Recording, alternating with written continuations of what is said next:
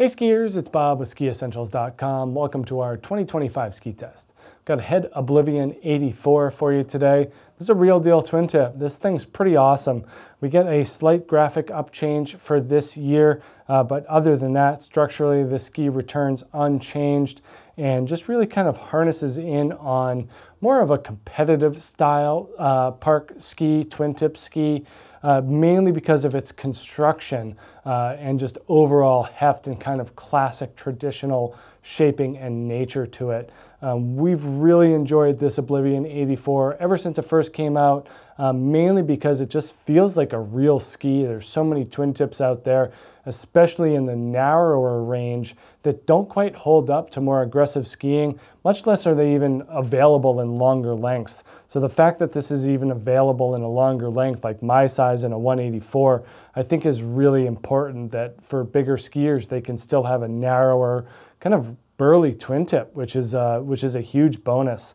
I just even had the head core 111 and a 184 on the scale here, and this is a 176, and it outweighs that core 111 by about 40 grams. So there's some beef here for sure. It's got a very traditional wood core construction with a full sidewall. A lot of skis that we see in this range are some mix of cap or have some additional materials in there, but not this Oblivion 84. We got a thick, durable wood core, and that extends from tip to tail with a full sidewall throughout. So it is a little bit stiffer even than the wider Oblivion 94, and pretty close to the 102, and the 102 even has carbon in it. So just by making a traditional wood core ski with a thicker wood core, the Oblivion 84 is really kind of stepping it up and making it seem like this is just a very sturdy and stable twin tip.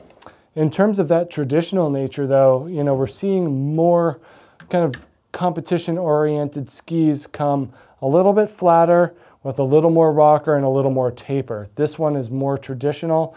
I think that for skiers that still enjoy the feeling of kind of a pure carve into a lip, or just having that full camber energy under the ski, that's where this Oblivion 84 comes in handy.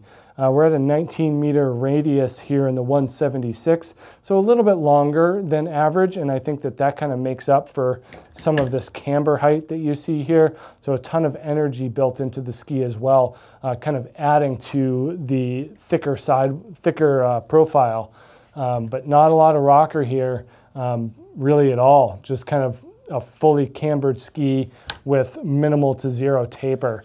Taper is, I don't want to say a new thing in park and pipe skiing, but a little bit more of a modern style where, takeoffs and landings are a little bit driftier now. And so having kind of that catch-free taper in a twin tip goes a long way. But these do not have that, so it just falls in the more traditional side. I don't want to say old school, and that has negative connotations, but that's kind of the impression I get from this ski, is that it's kind of an old school twin tip, kind of like what I grew up skiing on.